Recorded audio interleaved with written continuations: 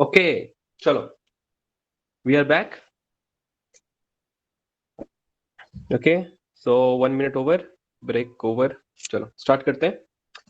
तो renal handling of electrolytes, right? I think I am audible and my slides are visible. एक बार confirm कर लो। Okay,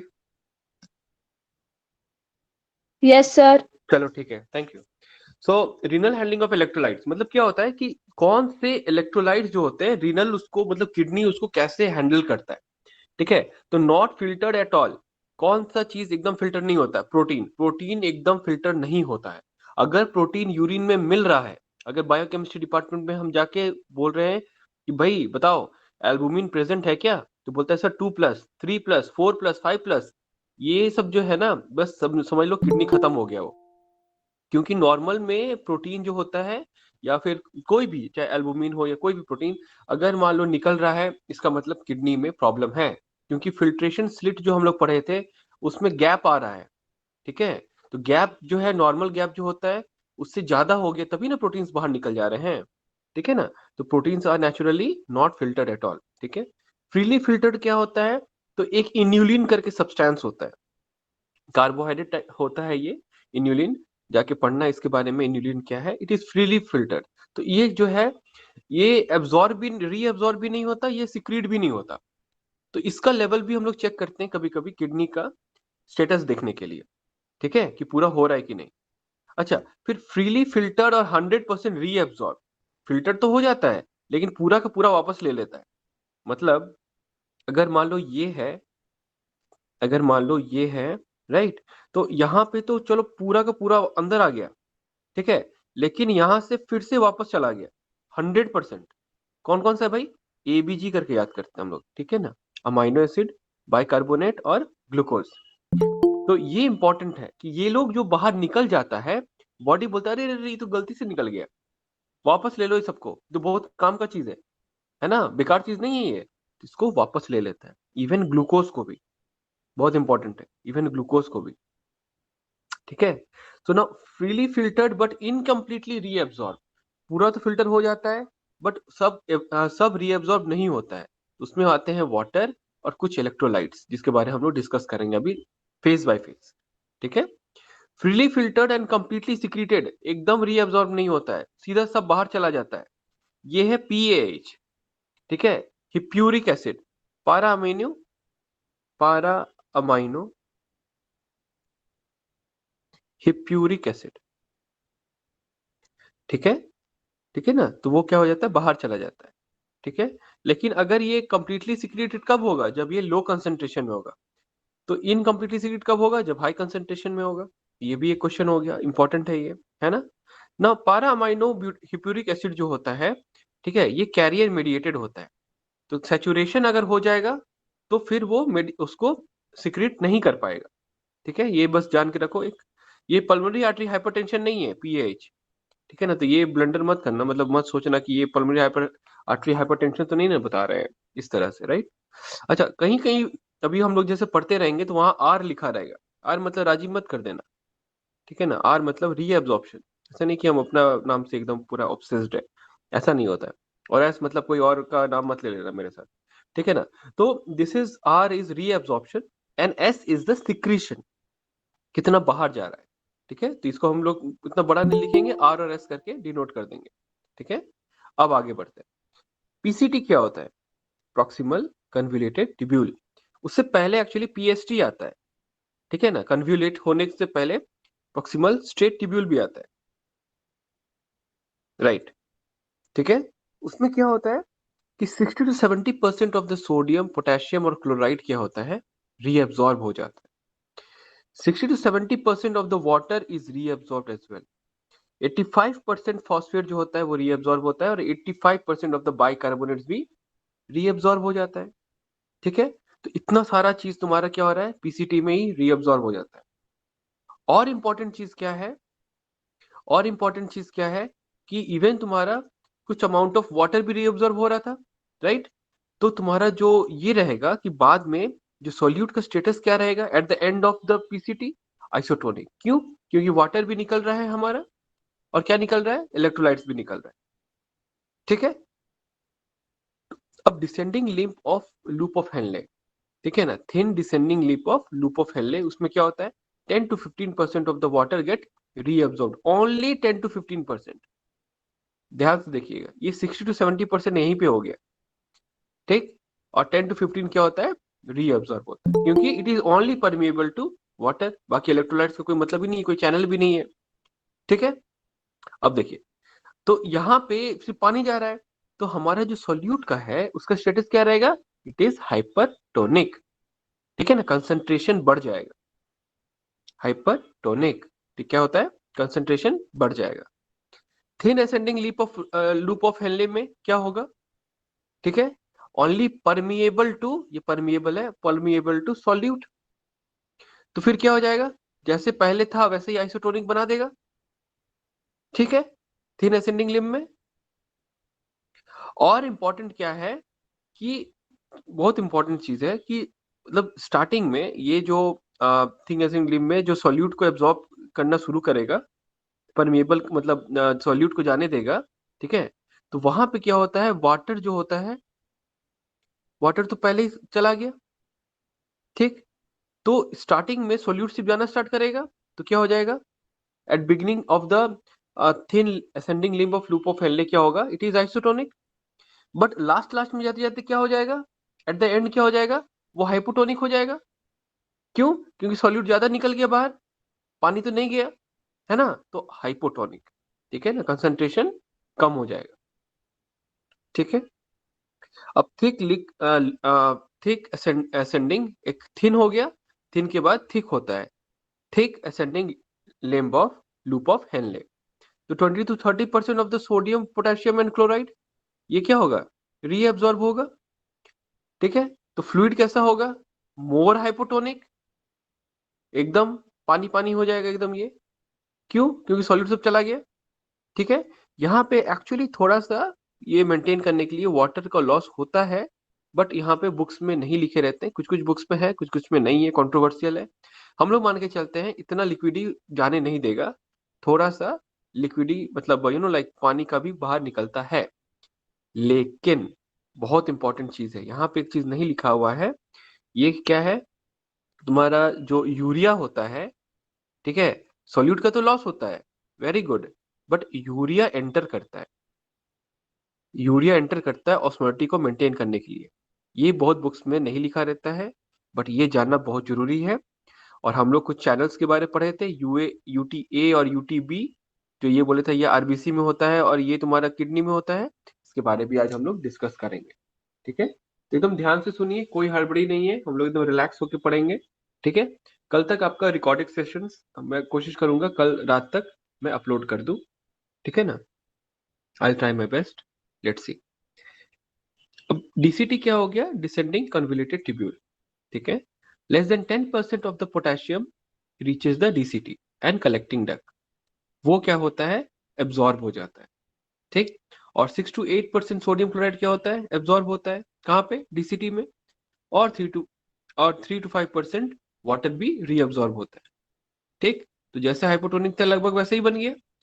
important क्या है, कलेक्टिंग डक्ट जो होता है उसमें दो तरह के सेल होते हैं, P cell and I cell. P cell are what, principal cell, and I cell are what, intercalated cell, ठीक है।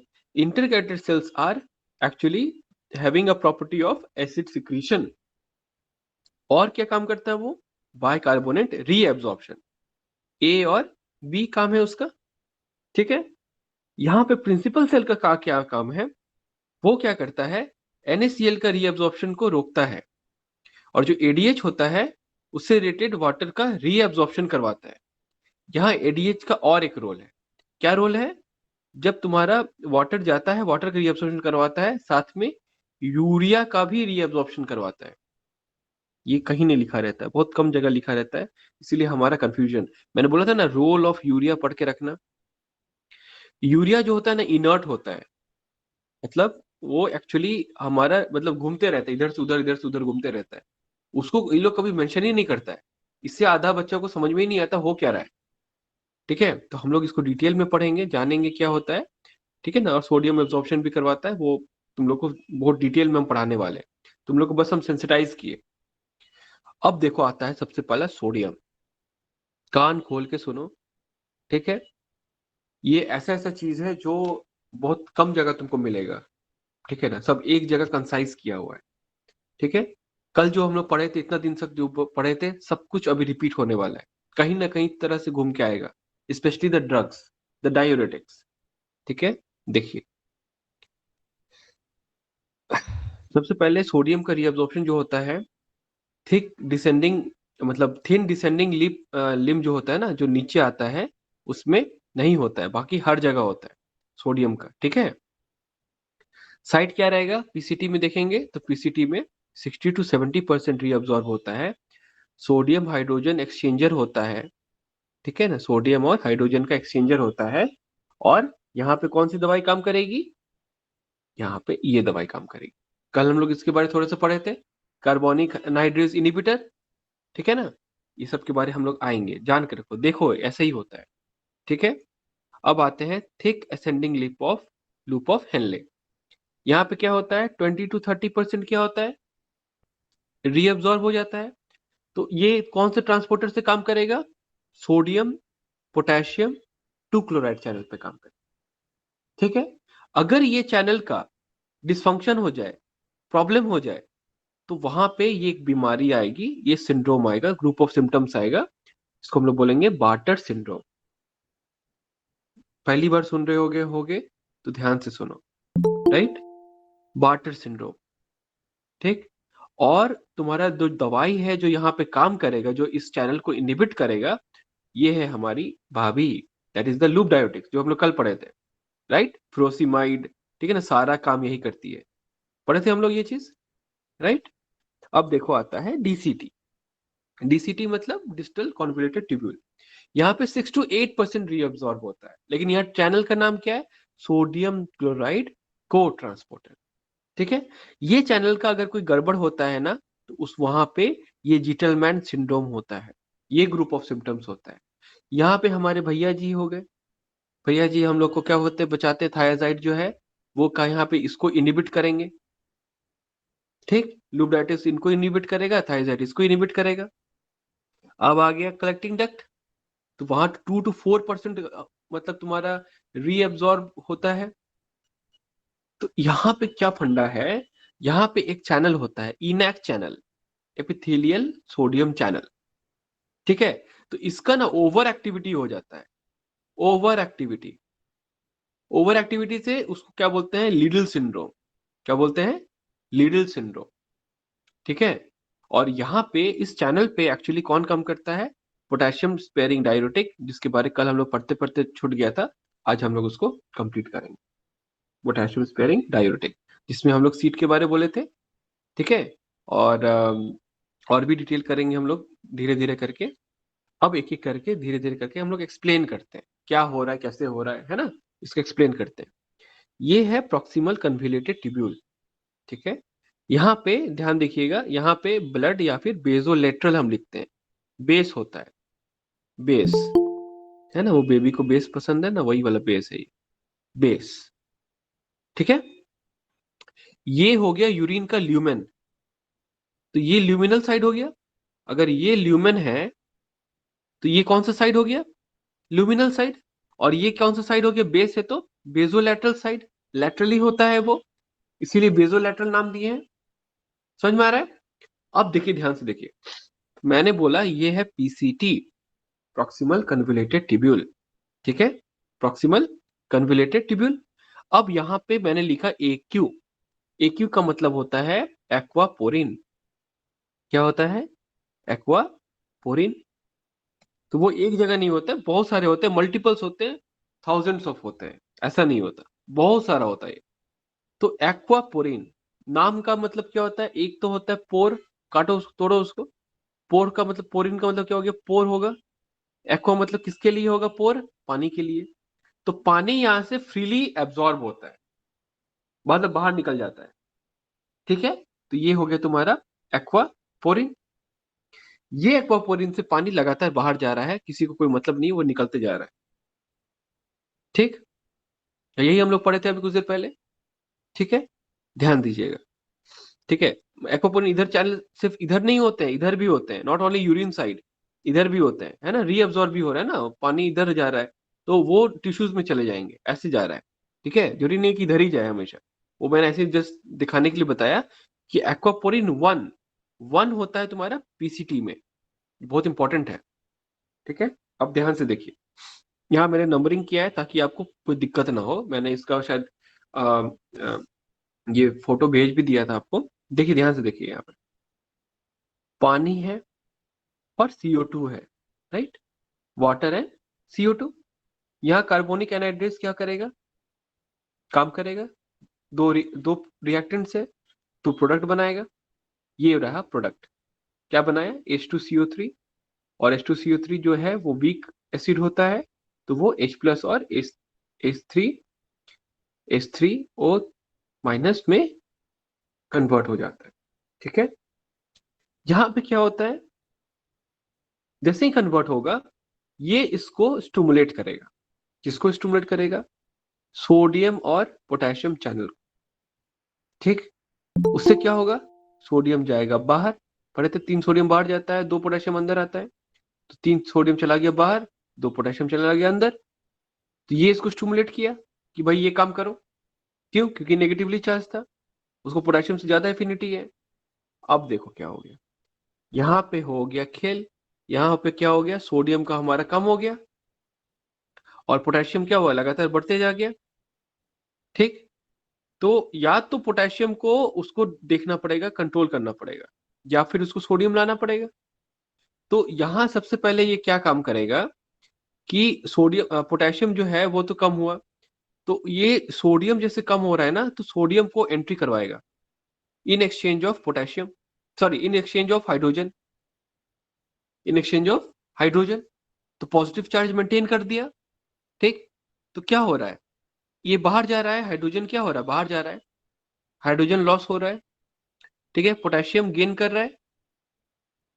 ठीक है, पोटेशियम गेन कर रहा है, ये कहाँ पे हो रहा है, हमारा पीसीटी में हो रहा है। और सोडियम क्या हो रहा है, न्यूट्रल, सोडियम क्या है, न्यूट्रल। ठीक है, हम लोग इसमें वापस आएंगे दोबारा। ठीक, तो गंदा हो गया, हम लोग इसको रिपीट करेंगे अच्छा से। अब आगे बढ़ते हैं, thin thick ascending limb of loop of Henley. यहाँ पे क्या कर रहा है, वही सोडियम बाहर गया, पोटेशियम अंदर आया, पोटेशियम क्या कर, एक तरह से सोडियम का कम करवा दे रहा है। ये सोडियम जब कम हो जाएगा तो इस चैनल को स्टिमुलेट करेगा और करके ये पूरा का पूरा अंदर आ जाएगा। तो देखो यहाँ से क्या आ रहा है, पोटेशियम भी अंदर आ रहा है, सोडियम भी अंदर आ रहा है और क्लोराइड भी अंदर आ रहा है। ठीक है ना, NKCC करके एक चैनल है। ठीक, आगे बढ़ते हैं, DCT। एक एक चीज को फिर से मैं रिपीट करूंगा, सिर्फ सिर्फ सुनते रहो।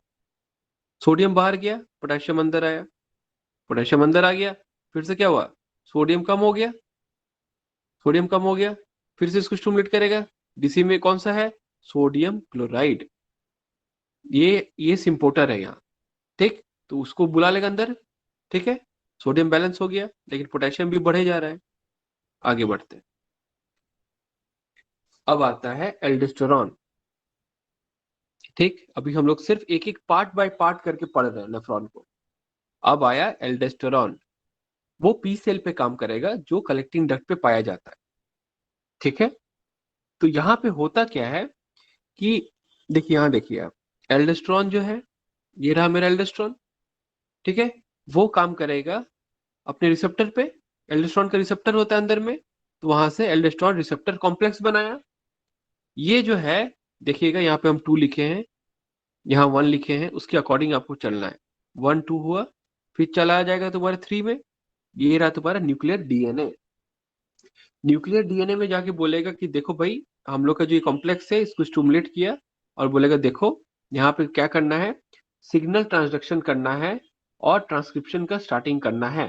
स्टैट्स को एक्टिवेट करेगा, उससे क्या होगा, न्यूक्लियर डीएनए क्या करेगा, बनाएगा तुम्हारा ईएनएसी प्रोटीन, ईएनएसी प्रोटीन को बनाएगा। अब उसके अलावा क्या करेगा, इसका तो कंसंट्रेशन को बढ़ा ही दिया, और क्या करेगा, सोडियम पोटेशियम एटीपीएस को भी प्रमोट करता है, काम करने में हेल्प करता है, बोलता है कि काम करो।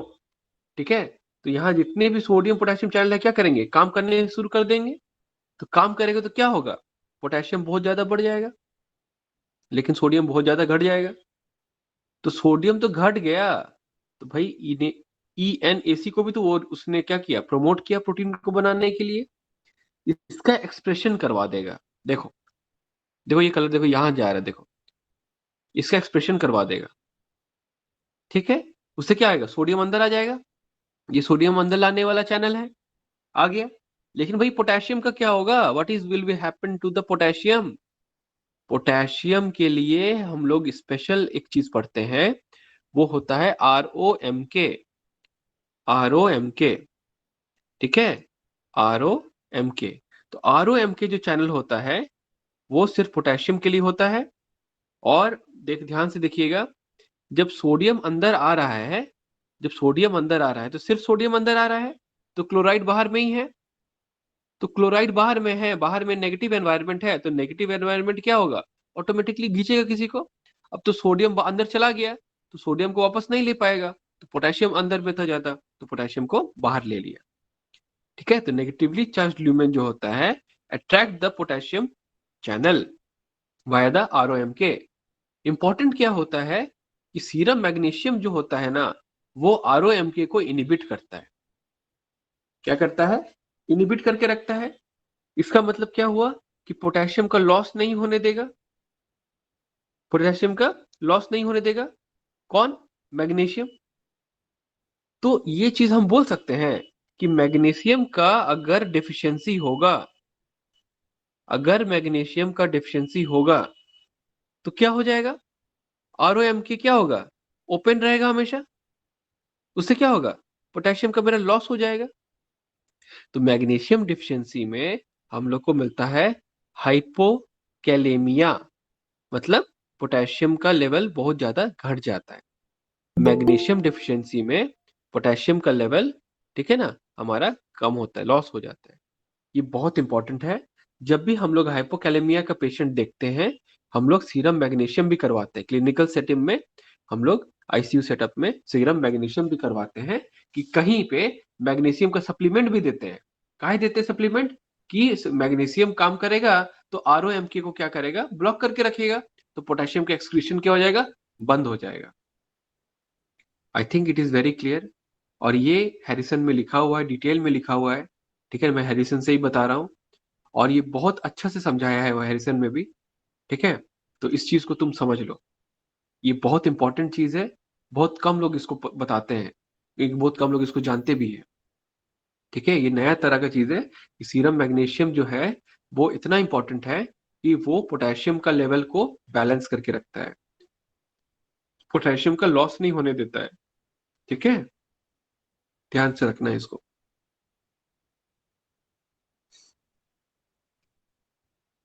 चल, अब आते हैं वाटर रीएब्जॉर्प्शन में। पानी का क्या खेल है। ठीक है, तो पानी में क्या होता है ना, या तो वो किसी भी तरह से बाहर निकलने नहीं देगा पानी को। ठीक है, क्या होता है कि हमारा जो PCT का साइट है ना, वहां पे 60 to 70% एब्जॉर्ब हो गया, वेरी गुड। और थिंग असेंडिंग लिप में हमारा 10 से 15, वेरी गुड। DCT में वेरी गुड, CD में ये, अरे सर ये अब नॉर्मल क्या हो गया, ये गड़बड़ कैसे हो गया, ऊपर तो पढ़ा ही नहीं आप सीधा आगे बढ़ गए, ये क्यों हो रहा है। देखिए, 85% ऑफ द वाटर जो होता है, इररेस्पेक्टिव ऑफ प्लाज्मा ऑस्मोलिटी जो होता है, या फिर बॉडी का वाटर बैलेंस जो होता है, उसके इररेस्पेक्टिव वो क्या होता है, 85% एब्जॉर्ब हो जाता है, 15% बाहर निकलता है। बॉडी में है 5 लीटर, ठीक है ना, तो 5,000 कर दिए हम लोग ml। ठीक, उसका 15% जो है, 15/100 क्या होता है, यूरिन में निकल जाता है। 85% क्या होता है, वापस चला जाता है। ठीक, लेकिन हमेशा 15% नहीं होता है। कहीं कहीं देखते हैं कि बॉडी का जो प्लाज्मा ऑस्मोलिटी अगर मान लो कम हो जाए, इसी तरह से मान लो किसी को डायरिया हो गया, अब बॉडी को थोड़ी पता है कि डायरिया हुआ, एकदम पता है, बॉडी को पता है। क्यों, क्योंकि देख रहा है ब्लड कंसंट्रेटेड हो गया, पूरा पानी बाहर निकल गया, डायरिया हो गया एकदम, मतलब 10 से 15 बार जाए जा रहा है लगातार, एकदम परेशान हो गया एकदम, पूरा पानी निकल रहा है। अब यहाँ पे उल्टी भी किए जा रहा है, तो बॉडी बोल रहा है अरे भैया ये क्या हो रहा है, ये तो मेरा ऑस्मोलैटिक पूरा गड़बड़ हो गया, वाटर बैलेंस पूरा चौपट कर दिया ये। ठीक, तो इसका मतलब क्या हुआ, पानी बचाना पड़ेगा। तो पानी बचाने का उसके पास सिर्फ एक ही तरीका है।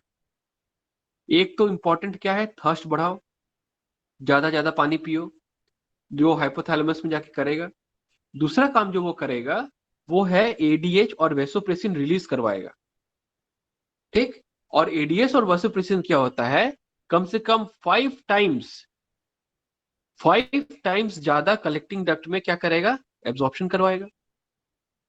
ये कलेक्टिंग डक्ट में ही होता है, एडीएच वाला जो होता है उसका जो रिसेप्टर होता है वो कलेक्टिंग डक्ट में ही होता है। इसीलिए इस बात को आप ध्यान से देखिए। समझ रहे हैं आप? आगे बढ़े, काम कैसे करता है।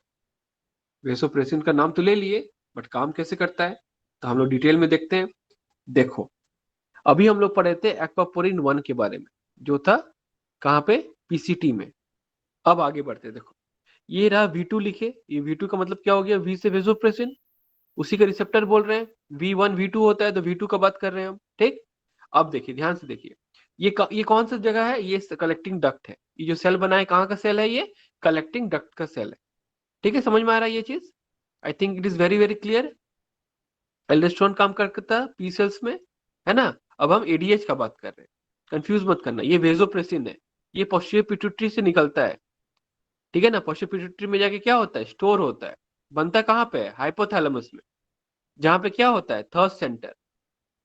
ठीक है, तो वो उसको स्टिमुलेट कर दिया। अब देखो, यहां से V2 काम करेगा वैसोप्रेसिन V2 रिसेप्टर पे। V2 रिसेप्टर क्या होगा, वो साइक्लिक एएमपी बनवाएगा। कहां से बनाएगा, एटीपी से। एटीपी से साइक्लिक एएमपी बनता है। देखो, इसमें ना 3 मॉलिक्यूल है, 3 फॉस्फेट बॉन्ड है, जिससे 3 टाइम से एनर्जी मिलता है। इसमें सिर्फ एक ही बॉन्ड है, तो एएमपी। ठीक है ना, ये ट्राई, ये मोनो। ठीक है ना, ये ट्राई है, ये मोनो है, तो कंफ्यूज मत करना। साइक्लिक एएमपी कहां से बनता है, एटीपी से, by losing 2 bonds. 2 high energy bond को लूज करके ये साइक्लिक एएमपी बनाता है। ठीक है, साइक्लिक एएमपी क्या करेगा, वो जाके जाएगा न्यूक्लियस में।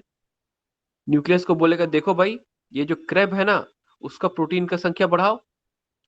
ठीक, न्यूक्लियस में जाके बोला ये बात। तो क्रेब जब आएगा ना, तो क्रेब से एक्वापोरिन 2 बनता है। क्या बनता है, एक्वापोरिन 2।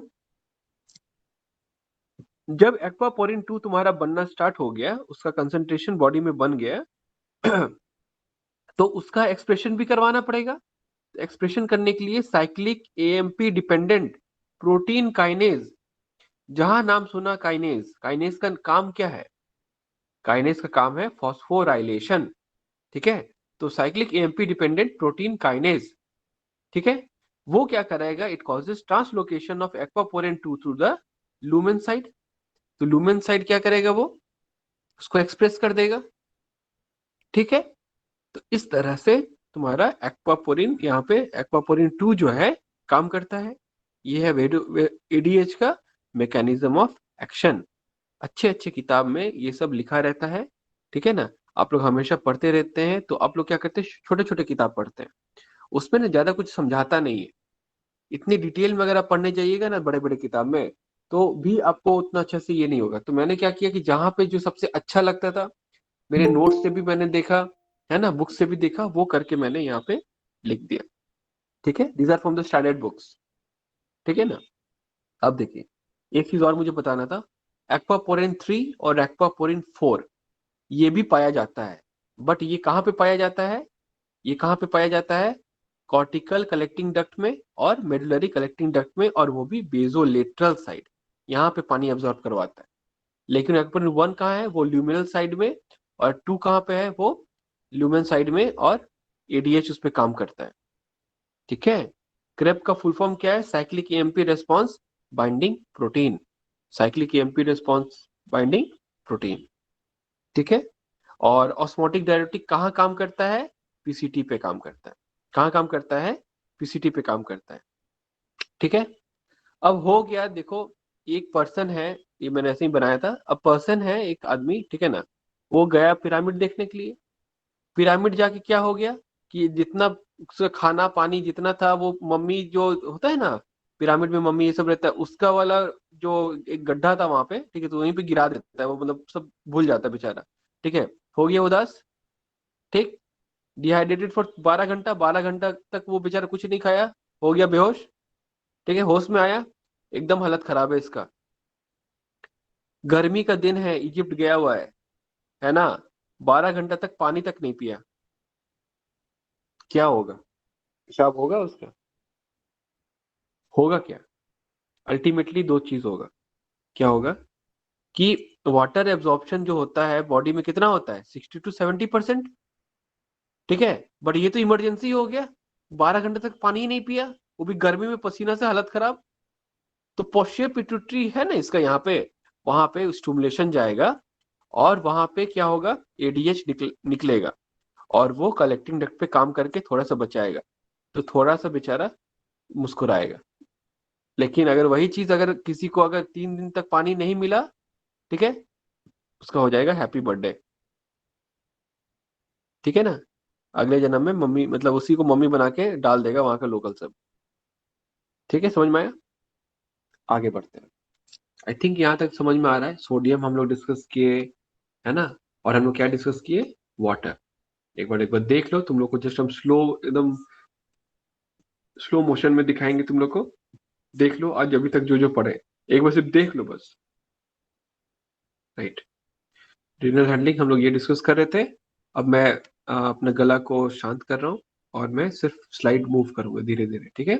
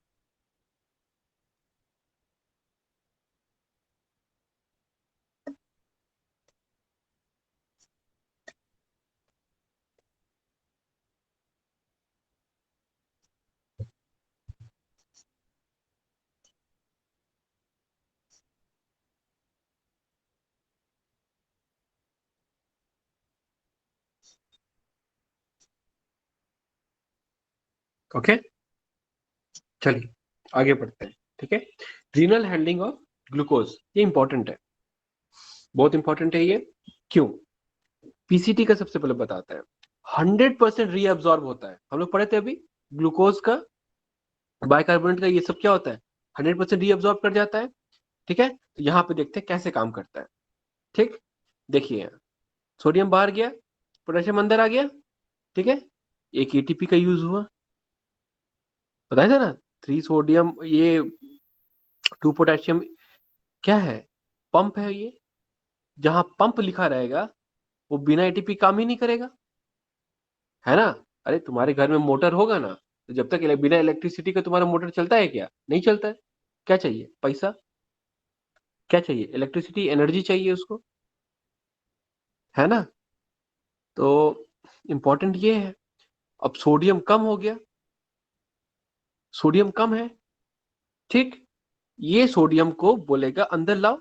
तो पीसीटी में हमारे पास और एक चैनल है, क्या चैनल है, SGLT2। अरे बच्चे लोग खुश हो गया, अरे SGLT2 तो नाम सुना सुना लग रहा है हमको, सेकेंडरी एक्टिव ट्रांसपोर्ट कहीं तो नाम सुने हैं, डेजा वू, ठीक है ना, कहीं नाम तो सुने हैं सर, याद नहीं आ रहा कहाँ सुने हैं। कुछ दिन पहले ही आप पढ़ाए थे शायद, ग्लूकोज कहीं पे, डायबिटीज में कहीं पे।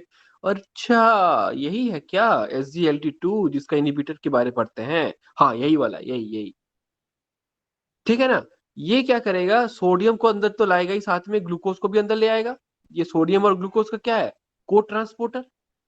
ये देखिए जितने भी फ्लोजिन्स थे हमारे, ठीक है, वो क्या करता है, इसका एब्जॉर्प्शन को रोक देता है। क्या करता है, रोक देता है। तो क्या होगा, एडवांटेज तो क्या रहेगा, वेट लॉस, क्योंकि क्या हो रहा है, ग्लूकोज अंदर ही नहीं जा रहा है। अरे डिसएडवांटेज क्या होगा, यूरिन में ग्लूकोज, माइक्रोस ऑर्गेनिज्म का क्या होगा, पार्टी चलेगा पूरा एकदम बढ़िया वाला। ठीक है, और उससे क्या हो जाएगा, यूटीआई, पूरा एकदम पार्टी करेगा ये लोग, बच्चा पैदा करेगा, पूरा भर जाएगा एकदम पूरा, है ना। पूरा माइक्रो ऑर्गेनिजम्स पूरा एकदम यूटीआई एकदम बढ़िया वाला, है ना। यूटीआई का मोस्ट कॉमन ऑर्गेनिज्म इकोलाई होता है, फीमेल्स में बहुत ज्यादा होता है, just because of their close proximity of the मतलब उन लोग का जो यूरिनरी ट्रैक्ट जो होता है, ठीक है। तो जो ओपनिंग होती है वो बहुत क्लोज होता है प्रॉक्सिमिटी में विद द रेक्टम, मतलब द यूरिनरी स्टूल का जो ऑरिफिस होता है, राइट। एनल कनाल, एनल एनस से, है ना। तो वो क्या होता है, ई कोलाई जो होता है वो चला जाता है, तो फीमेल्स में यूटीआई का चांस बहुत ज्यादा रहता है, ठीक है। तो इसीलिए इंपॉर्टेंट है, ऐसा नहीं लड़का लोग का नहीं होता, उन लोग को भी होता है, ठीक है। तो आगे बढ़ते हैं, राइट। मैं रीनल प्ले को स्किप कर रहा हूँ, ये नेफ्रॉन के हेट्रोजेनिसिटी पे बेस्ड है, ये चीज मैं नहीं बता रहा हूँ अभी, okay. Renal handling of potassium, ये क्या होता है। पोटेशियम वेरी इंपॉर्टेंट, मैंने बताया था पोटेशियम मतलब याद रखना, कुछ भी गड़बड़ होगा तो हार्ट। आज हम लोग पढ़े पोटेशियम का जो लेवल है वो मैग्नीशियम पे डिपेंडेंट होता है, ROM के चैनल बताए थे, ठीक है, कभी नहीं भूलोगे तुम लोग। एकदम ये रोम जैसा दिखता है बट रोम नहीं है ना, ROMK है वो, ठीक है। फुल फॉर्म मत पूछना, मेरे को याद नहीं है। अब पीसीटी जो होता है उसमें 65% पोटेशियम एब्जॉर्ब हो जाते हैं, रीअब्जॉर्ब हो जाते हैं, ठीक है ना। ठीक ऐसे नहीं लिम जो लूप ऑफ हेनले जो है वहां पे लिम में क्या होता है 25% होता है, ठीक है। और ओनली लेस देन 10% जो होता है वो डीसीटी और कलेक्टिंग ट्रैक्ट में रीअब्जॉर्ब होता है, ठीक है। तो यहाँ पे हमको जानना क्या है कि भैया जो 3 से 0.5 से 5.5 की बात कर रहे थे, तो लेस देन या ग्रेटर देन, अगर लेस देन होगा तो हाइपोकैलेमिया, ग्रेटर देन होगा तो हाइपरकैलेमिया, ठीक है। तो कौन कौन सी दवाइयां हैं जो आपका हाइपोकैलेमिया कॉज करती है। एक तो मैंने अभी पढ़ा था क्या, मैग्नीशियम डिफिशियंसी, उससे क्या हो जाएगा हाइपोकैलेमिया। एक हमारा इंसुलिन हो गया, इंसुलिन भी क्या करता है पोटेशियम को सेल के अंदर कर देता है, तो ब्लड में क्या हो जाएगा कम हो जाएगा, सेल के अंदर चला गया। बीटा एगोनी सालबुटामोल क्या करेगा, वो सालबुटामोल क्या करेगा, वो तुम्हारा अस्थमा में यूज करते हैं हम लोग, तो अस्थमा में ये प्रॉब्लम होती है हाइपोकैलेमिया की, ठीक है। और एल्डोस्टेरोन का एक्टिविटी को बढ़ा देता है, ये जान के रखो। ये कौन सिंड्रोम एक होता है, एक और सिम्टम्स वाला सिंड्रोम है, ठीक है ना, उसमें क्या करता है एक्टिविटी को बढ़ा देता है। यहाँ पे क्या होती है हाइपरकैलेमी, क्या होता है कि मान लो कोई कैंसर सेल है, कोई कैंसर वाला सेल है, उसको किसी तरह से उसको मतलब वो फट गया, मतलब क्या हुआ, वो डिस्ट्रॉय हो गया, ठीक है ना। या फिर कोई मसल है, ठीक है ना, कुछ मसल में इंजुरी हो रही है, ठीक है, तो उसको रेब्डोमाइलिसिस करेंगे, एक्सरसाइज के सेल में क्या होता है सेल की लाइसिस होती है, लाइसिस होगा तो क्या होगा, ब्लड में अचानक से पोटेशियम बढ़ जाएगा। तो कैंसर सेल्स में जहां पे उसको डिस्ट्रॉय करना पड़ता है ना, वहां पे भी पोटेशियम बहुत बढ़ जाता है। तो कीमोथेरेपी ये सब में ना पोटेशियम का मेजरमेंट वो सब करना बहुत जरूरी होता है। क्यों, क्योंकि सेल डिस्ट्रॉय होंगे, कैंसर सेल मान लो डिस्ट्रॉय होंगे तो वो टूट के क्या बनेगा, पोटेशियम जो होता है वो बाहर आ जाएगा। तो ज्यादा पोटेशियम आना ठीक नहीं है, वो हार्ट पे बहुत गंदा असर करता है, ठीक है, ये जान के रखना। और हाइपरकैलेमिया जो होता है वो एडिशन डिजीज में भी हम लोग देखे हैं, जो एल्डोस्टेरोन को कम करता है, ठीक है। तो हाइपरकैलेमिया जाने से पहले आते हैं हाइपोकैलेमिया में। वो क्या होता है तुम्हारा, पोटेशियम का रीअब्जॉर्प्शन क्या होता है बढ़ाता है, क्यों, क्योंकि हाइपो है, तो बोलेगा ज्यादा रीअब्जॉर्ब करो, ठीक है ना। तो ये पंप क्या होगा, ज्यादा कलेक्टिंग डक्ट में काम करेगा, देखो काम किया। तो प्रोटॉन पंप जो है काम कर रहा है यहाँ पे, ठीक। तो काम करने के लिए कौन चाहिए, ये देखो तुम्हारा यहाँ पे हाइड्रोजन चाहिए, एसिडिक एनवायरनमेंट चाहिए उसको, ठीक है, क्या चाहिए, एसिडिक एनवायरनमेंट। यहाँ पे देखिए, ये देखिए यहाँ पे पहले, यहाँ पे अगर पोटेशियम ज्यादा है ब्लड में, ठीक, तो वो क्या करेगा, पोटेशियम ज्यादा है तो वो क्या करेगा, जो मतलब पोटेशियम मतलब ब्लड में ज्यादा है, ठीक है, तो वहां पे देखा जाता है कि हम लोग को क्या होता है एसिडोसिस होता है। कैसे, हाउ, हम लोग अभी ROM के चैनल के बारे में पढ़े थे, वो क्या करता था, पोटेशियम को बाहर भेजता था, ठीक है। और हम लोग वहां पे ये भी पढ़े थे, वहां पे सोडियम का लेवल को क्या करते हैं नॉर्मलाइज करना पड़ता है, तो सोडियम क्या होता है बैलेंस होता है, ठीक। लेकिन हाइड्रोजन क्या होता था बढ़ता था, तो हाइड्रोजन का बढ़ना को हम लोग क्या बोलते हैं, एसिडोसिस, क्या बोलते हैं, एसिडोसिस। यहाँ पे क्या हो रहा है, ठीक है, तो यहाँ पे क्या हो रहा है, तो एक्चुअली ये बीमारी है एडिशन डिजीज।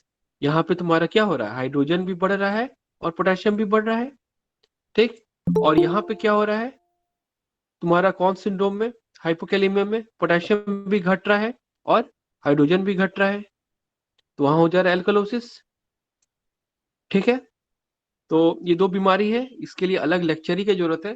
ठीक है ना, वो एंडोक्राइन में हम बताएंगे, जब एंडोक्राइन पढ़ाएंगे तब हम इसके बारे में बताएंगे। सीएनएस और एंडोक्राइन हम साथ में पढ़ाते हैं, तो एंडोक्राइन बताएंगे तो उस पर करेंगे। ठीक है, फॉस्फेट क्या है, फॉस्फेट क्या कर रहा है, फॉस्फेट का क्या मतलब, ये है लाइफ क्या है। सबसे पहले तो ये हार्मोन आ गया, क्या आ गया, पारथ हार्मोन। पारथ हार्मोन मतलब क्या होता है ये क्या काम करता है, और इसका एंटागोनिस्ट कौन सा है हार्मोन, कैल्सीटोनिन। क्या नाम है, कैल्सीटोनिन। कैल्सीटोनिन का काम क्या है, it removes what, calcium from the blood.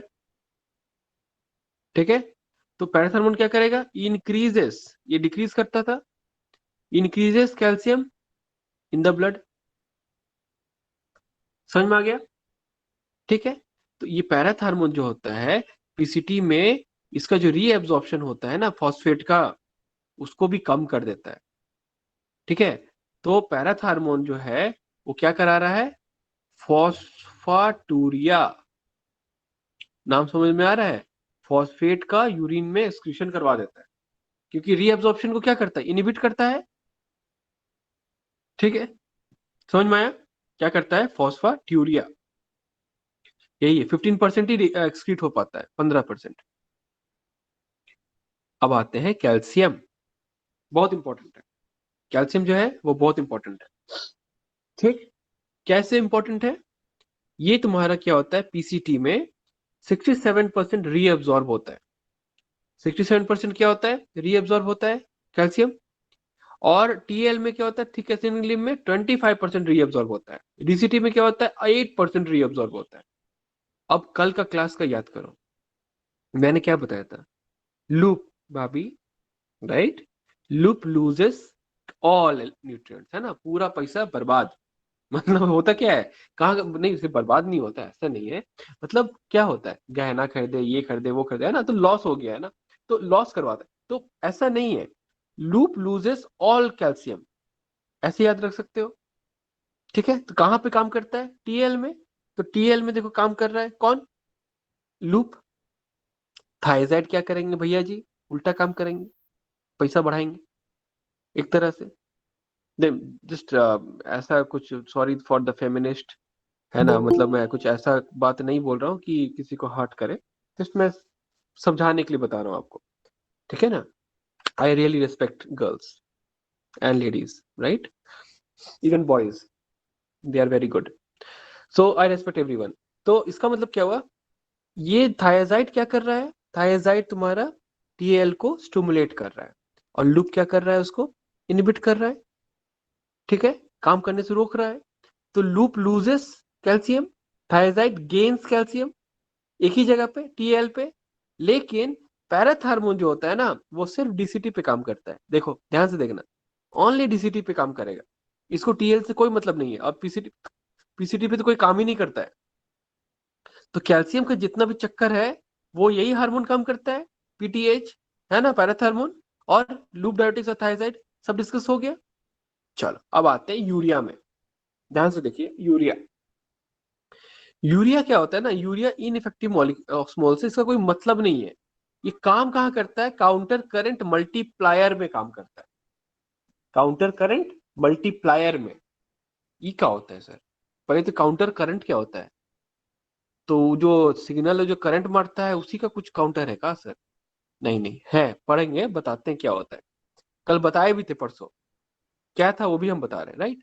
एक होता है मल्टीप्लायर, एक होता है एक्सचेंजर, पहले हम लोग वो डिस्कस करते हैं। Let's come to counter current mechanism. ठीक है, तुम लोग को जो नोट्स भेजे थे इस पर्टिकुलर चीज का, उसमें ये नहीं था, क्योंकि जब हम भेजे थे तो शायद हम यहाँ थे। ठीक है, उसके बाद मेरे को मन किया कि चलो ये भी, इसका भी बना लेते हैं, पढ़ा देते हैं। ठीक है, सो ये वो मैंने भेजने के बाद ये बना था, इसलिए नहीं गया अभी तक। तो काउंटर करंट मैकेनिज्म जो है वो क्या है, इसका मीनिंग है कि कॉर्टेक्स तो चलो ठीक है, मेडुला जो होता है ना उसको हाइपर ऑस्मोलर बनाना है। क्या करना है? हाइपर ऑस्मोलर बनाना है। अब बनाने का तरीका क्या है? Slow flow in the opposite direction in adjacent structure. क्या मतलब हुआ कि हमारा दो सिस्टम है, मतलब एक हमारा ये है, साथ में हमारा ये भी है। एक में ये डायरेक्शन में फ्लो हो रहा है नॉर्मल, जो हम लोग पढ़े अभी नेफ्रॉन में, उसी से सटा सटा और एक है जो उसके अपोजिट डायरेक्शन में काम करता है। तो दोनों करंट का मतलब दोनों का डायरेक्शन अपोजिट हो गया, तो काउंटर करंट हो गया, एक इधर एक इधर। ठीक, तो उसमें क्या होता है, अपोजिट डायरेक्शन में स्लो फ्लो होता है। ठीक है, और उसको एकदम बगल बगल सटा हुआ रहता है। उसमें क्या होता है तब, उससे क्या होता है, फायदा क्या होता है? फायदा होता है क्या, यहाँ पे अगर मान लो सेमी परमिएबल मेम्ब्रेन है, तो यहाँ यहाँ से क्या होगा, आदान प्रदान होगा, राइट। तो सबसे पहले इंपॉर्टेंट चीज क्या है कि हमको जानना है कि काउंटर करंट मल्टीप्लायर और काउंटर करंट एक्सचेंजर है क्या चीज। तो पहले तो ये मल्टीप्लायर का काम क्या है कि हाइपर ऑस्मोलर मेडुला बनाना। ठीक है, मतलब क्या, कॉर्टेक्स में 300 मिली ऑस्मोल पर लीटर कंसंट्रेशन होता है, और मेडुला का अंदर कितना होता है, देखो कितना कंसंट्रेटेड है, 4 टाइम्स। समझ में आ रहा है, कितना पानी एब्जॉर्ब कर दिया, 4 टाइम्स। और ये जो ये किया है, यही एक्सचेंजर जो होता है ना उसको मेंटेन करता है बस। सर क्या बोल दिया आप, ये हमको कुछ समझ में नहीं आया। एक जो है कंसंट्रेट करता है और दूसरा उसको कंसंट्रेशन को मेंटेन करता है। तो कौन कहाँ पे काम करता है उसके बारे में बात कर लेते हैं। यहाँ पे एक टर्म था, कल पढ़े थे, वासा रेक्टा। वासा रेक्टा का काम है मेंटेन करना, वासा रेक्टा। और हम पढ़ाए बताए भी थे कि ये अगर मान लीजिए आपका ये है, ऐसे करके, ऐसे करके मैंने बताया था। ठीक है, और अगर आप इसको देखिएगा, इस कलर को हम यूज करते हैं, तो वो जो है इसके साथ साथ हम हैं, साथ साथ ये वासा रेक्टा एकदम साथ साथ ऐसे करके इसके बैलेंस में चलता है। ठीक है, तो इसमें मान लीजिए डायरेक्शन ऐसा है। ठीक है, इसमें डायरेक्शन कैसा होगा, इसमें डायरेक्शन उल्टा होगा। समझ में आ रहा है, तो एक इधर जाएगा एक इधर जाएगा। ठीक, यहाँ पे क्या होगा, आदान प्रदान। जहां पे अगर जो जहां पे कम होगा वो उधर से उधर शिफ्ट हो जाएगा, ट्रांसफर हो जाएगा। तो ये बैलेंस करने का तरीका है बॉडी का, नेचुरल कोई चीज, कोई इंपॉर्टेंट चीज अगर लॉस हो जा रहा है ना, उसको बैलेंस करने का तरीका है। ठीक है, और ये जो मैंने बताया कि मल्टीप्लायर का जो बात कर रहे थे, काउंटर करंट मल्टीप्लायर, जो बहुत कम लोग को समझ में आता है एक्चुअली, वो thick ascending limb of loop of Henley होता है। और वहां पे यूरिया का बहुत बड़ा रोल है, बहुत बहुत बड़ा रोल है। देखते हैं कैसे। सबसे पहले जो काउंटर करंट का मल्टीप्लायर था, वो तुम्हारा सोडियम का रीअब्जॉर्प्शन के कारण हो रहा था। ठीक है, थिंक असेंडिंग लिम्ब जो होता है ना, उसमें सोडियम का पोटेशियम क्लोराइड के साथ बहुत अच्छा से एब्जॉर्ब हो जाता है। पढ़े थे, एक सोडियम एक पोटेशियम दो क्लोराइड। लेकिन थिंक डिसेंडिंग लिम्ब में सोडियम का कुछ एब्जॉर्ब नहीं होता है, ध्यान से देखिएगा। और यूरिया, ये है बहुत इंपॉर्टेंट। ठीक, तो यूरिया का क्या है रोल, ये है रोल उसका यूरिया का। ठीक, अब हम लोग डिफरेंट कलर यूज करते हैं, let's see. Role of urea क्या है भाई, देखिए सबसे पहले जो है ये रहा हमारा, देखो यहाँ यूरिया, देखो यहाँ पे आ जाओ, यहाँ पे आ जाओ, अगर किसी को नहीं दिख रहा है तो देखो यहाँ पे, यहाँ आ गए हम लोग। ठीक, यूरिया क्या हो रहा है, देखो यहाँ पे एब्जॉर्ब हो रहा है। ठीक, 42% यूरिया जो होता है, जो तुम्हारा जो ग्लोमेरुलस से वापस आया ना, एब्जॉर्ब हुआ ना, वो रीएब्जॉर्ब हो जाता है, कितना, 40 से 50%। ठीक है, हम बोला ना प्रॉक्सिमल स्टेट ट्यूब्यूल भी होता है, वो यूरिया को वापस ले आएगा। Some of the urea moves from the medullary interstitium into the tubular fluid। मतलब जो मेडुलरी का जो इंटरस्टिशियम है, मतलब ये वाला पार्ट, ये वाला पार्ट, ये इंटरस्टिशियम है, यहां से कहाँ चल जाएगा, ट्यूब्यूलर फ्लूइड, मतलब जो जो पीसीटी है, पीएसटी है, ये जो ट्यूब्यूल है वहां पे चला जाएगा। तो यहाँ पे मान लो 3 मॉलिक्यूल था जो हम दिखा रहे थे, यहाँ 3 मॉलिक्यूल था, ये जगह पे 3 मॉलिक्यूल था, यहाँ पे कितना हो गया, ज्यादा हो गया। ठीक है, तो यूरिया का कंसंट्रेशन क्या हो गया, बढ़ गया। ध्यान से देखिए, फिर क्या होता है, thick ascending limb, thick ascending limb, यहां पे क्या हो रहा है, passive movement of the urea. क्या होता है, पैसिव मूवमेंट ऑफ यूरिया। ये यूरिया कहां से आया, इसके बारे में कुछ देर बाद डिस्कस करेंगे। यहाँ पे बहुत यूरिया आ जाता है, बहुत कंसंट्रेशन हो जाता है, एकदम भर जाता है एकदम यूरिया। ठीक है, यहाँ पे बताए थे एक चैनल भी होता है, डिस्कस कर चुके हैं हम लोग। ठीक, लेकिन ध्यान देने की बात क्या है, यहाँ पे कुछ वाटर अंदर भी आते हैं और कुछ यूरिया बाहर भी निकलता है, बैलेंस करता है। ठीक है ना, बैलेंस करता है, बी लिख रहे हैं मतलब बैलेंस, एक तरह से बैलेंस करने के लिए काम करता है, बट स्टिल ज्यादा नहीं, बहुत कम, ना के बराबर। ठीक है ना, कोई वहां पे घुस के थोड़ी ना बैठ के देख रहा है कि हो रहा है कि नहीं हो रहा है, बट बुक्स में लिखा रहता है नहीं होता है, बट किसी किसी किताब में लिखा होता है। और वो होता है इसीलिए है क्योंकि हम कुछ देर बाद अभी एक चीज बताएंगे, उसको वो क्लियर करेगा। ठीक है, ध्यान से सुनना। हम बताए थे कि ये तुम्हारा डीसीटी में होता है, ये ट्रांसपोर्टर जहां पे थायराइड काम करता है, और यहाँ पे लूप डायोटिस काम करता है, अब कभी नहीं भूलोगे। अब देखो यहाँ पे एडीएच काम करेगा, एल्डोस्टेरोन काम करेगा और एडीएच काम करेगा, खासकर एल्डोस्टेरोन। और वो क्या करेगा, पानी पूरा बाहर निकाल देगा। निकाल के ये क्या हो गया, बहुत ये हो गया, बहुत ज्यादा हो गया। ठीक है, ये आउटर मेडुलरी कलेक्टिंग डक्ट है, ये इनर मेडुलरी कलेक्टिंग डक्ट है। ये देखो, ये जब तुम्हारा बहुत सारा यूरिया जब जमा हो जाएगा ना, यहाँ पे आता है एडीएच। और मैंने क्या बोला था, एडीएच काम करेगा यूटीए1 प्रोटीन पे, यूटीए1 प्रोटीन का प्रोडक्शन को बढ़ा देगा। बहुत सारा यूटीए1 प्रोटीन ऐसे करके आ जाएंगे, कहां पे आएंगे, inner, present in the inner medullary collecting duct, collecting duct बहुत सारे आ जाएंगे। और यहां से क्या होगा, यूरिया का रिसाइकल होगा। जो यूरिया निकल गया था, जो स्मॉलिटी को मेंटेन कर रहा था, इतना जो हम लोग पढ़ रहे थे यूरिन में, वो यूरिया वापस जाएगा, और वापस जाके कहाँ जाएगा, passive movement of the urea into the thick ascending limb में वापस चला जाएगा। समझ में आया कि हाईली कंसंट्रेटेड यूरिया जो होता है, it is reabsorbed via the urea transporter A1 protein, जिसका प्रोडक्शन कौन बढ़ाता है, एडीएच। ये जो कंसेप्ट है ना, ये वॉयड है, ये कोई नहीं बताता है। जब भी कहीं पे भी हम कितना क्लासेस किए थे, मेरे को सिर्फ एक टीचर ने पढ़ाया ये चीज, लाइक आई, मैंने बहुत लोग से पढ़ा है, लेकिन ये कंसेप्ट मेरे को किसी ने नहीं बताया था। तो ये बहुत इंपॉर्टेंट है। फिर मैंने बाद में बहुत स्टैंडर्ड बुक्स को पढ़ना स्टार्ट किया, तो पता चला स्टैंडर्ड बुक्स में भी इसका मेंशन नहीं है बहुत जगह कि यूरिया का क्या काम है। तो ध्यान से सुनना तुम लोग, इसको हम लोग फिर से दोबारा आएंगे। ठीक है, इसमें दोबारा आएंगे। सबसे पहले ये समझो, counter current exchange mechanism. Exchange जो है क्या चीज है यार, व्हाट इज दिस एक्सचेंज। सब में नहीं होता ये, वासा रेक्टा जो होता है ना, वासा रेक्टा, इसीलिए नहीं, ये सब गैप है। आदमी लोग को समझ में ही नहीं आता हुआ क्या है ना, टीचर पढ़ा भी देता है लेकिन बच्चे को समझ में ही नहीं आता पढ़ाए क्या। और टीचर इतना कॉन्फिडेंटली बोलता है कि बच्चे को लगता है यार ये तो टीचर बहुत जानता है, लेकिन कुछ समझा ही नहीं पा रहा है। ध्यान से देखना, भाषा रेक्टा is only present in the juxta medullary nephron, cortical nephron में नहीं होता है।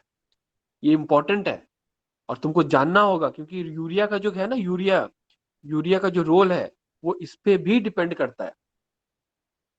ठीक है, तो क्या होता है कि डिसेंडिंग लिम्ब जो होता है ना, और असेंडिंग लिम्ब जो होता है, जक्स्टा मेडुलरी नेफ्रॉन, उसमें freely permeable to water and solutes. अब इस डायग्राम को थोड़ा सा ध्यान से तुम पहले एक आधा मिनट के लिए ना ऑब्जर्व करो। I am giving you 30 seconds.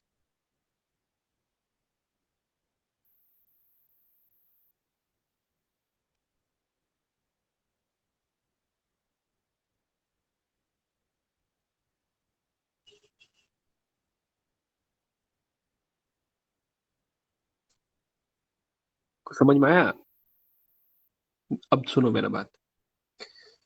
ये जो है, आई चेंज द कलर, ये येलो इज ऑलवेज अट्रैक्टिव है ना, इसीलिए टैक्सी में सब जगह येलो यूज करते हो, मतलब समझ में आना चाहिए। देखो, ये जो होता है ना, ये जो है, ये एक्चुअली जो हम बना रहे हैं, ये जो हम ओवरराइट कर रहे हैं, ये तुम्हारा नेफ्रॉन नहीं है,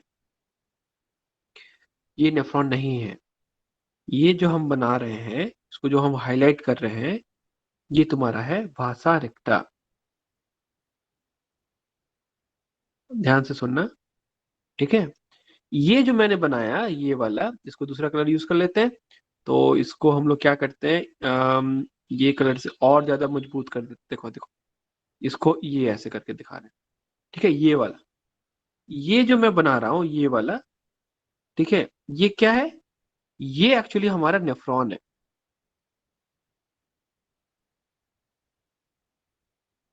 ठीक है ना। ये थिक असेंडिंग लिम्फ थोड़ा सा अलग से दिखा रहे हैं। मेरा ये बताने का डायग्राम का क्या मीनिंग है, बताओ क्या है ये चीज। अभी जो मैंने जितना भी हम लोग पढ़े हैं, जितना भी पढ़ाए हैं, जो भी किए हैं, हम लोग हमेशा इस डायरेक्शन से पढ़े थे। ऐसे फ्लूइड आ रहा है, ऐसे फ्लूइड आ रहा है, ठीक है ना। ये थिक असेंडिंग लिम्फ स्टार्ट हो रहा है, ये थिन असेंडिंग, ये नीचे जा रहा था, ठीक है। यहाँ से क्या हो रहा है, ऊपर जा रहा है, यहाँ से। और और क्या होता था, यहाँ से जाके ये टर्न ले रहा था, याद आ रहा होगा, ठीक है। और ये कलेक्टिंग डक्ट में जा रहा था, देखो देखो देखो, कलेक्टिंग डक्ट में जा रहा है, देखो देखो, है ना। ये देखो क्या हो गया, ये कलेक्टिंग डक्ट। समझ में आ रहा है। मेरा बोलने का मतलब है ना, ओवरलैप करता है तुम्हारा क्या, तुम्हारा ये क्या था, वासा रेक्टा। ये इसको ओवरलैप करता है, बगल बगल में चलता है। और थिक एसिड लिम्फ में मैंने बताया था ऊपर में कि तुम्हारा क्या होता है, पानी अंदर जाता है थोड़ा सा, क्योंकि बहुत कंसंट्रेशन हो जाता है ना। यूरिया देखो, यूरिया, यूरिया सोडियम क्लोराइड, ये सब क्या होता है, इतना ज्यादा यहाँ पे यूरिया भर जाता है ना, इतना ज्यादा यूरिया भर जाता है कि हम लोग को यूरिया को बाहर निकालना पड़ जाता है, ठीक है। तो यहाँ पे कुछ देर पहले पढ़े थे कि सोडियम क्लोराइड और यूरिया आया था, पढ़े थे ना अभी कुछ देर पहले। तो कहाँ से आया था वो, अभी हम वापस जा रहे हैं, ध्यान से देखना। यहाँ पे भी वाटर अंदर जा रहा है, ठीक है ना, ये अलग चीज है, ये जा रहा है, ठीक। अब आ रहे हैं यहाँ पे, देखो ये चीज को देखो, ध्यान से देखो। मैंने अभी बताया कि यहाँ पे पीएचडी में यूरिया आ रहा है, ठीक। यूरिया आ रहा है, जिससे उसका कंसंट्रेशन क्या हो रहा है, बढ़ जा रहा है। ये आया कहाँ से, इंटरस्टिशियम से आया। और कहाँ से आया, और तुम्हारा वासा रेक्टा से आया। अगर ये तुम्हारा, अगर वासा रेक्टा इसके बगल में रन कर रहा है ना, ऐसे करके, ये डायग्राम को हम गंदा कर दे रहे हैं क्योंकि अब इसका काम नहीं है मेरा। जो समझाना था हम समझा दिए। वासा रेक्टा अगर मान लो पैरेलल चल रहा है ना बाबू, ऐसे करके वासा रेक्टा अगर पैरेलल चल रहा है ना, ठीक है, समझ रहे हो, ऐसे भावनाओं को समझो मेरा, सॉरी फॉर द गंदगी। तो ये क्या है, ये वाटर, ये यूरिया कहाँ से आ रहा है, ये यहीं जा रहा है, ऐसे करके एक्सचेंज करता है, ये ओवरलैप करता है। और ये एक्चुअली समझ में नहीं आता किसी को कि कौन कहाँ गया, ठीक है।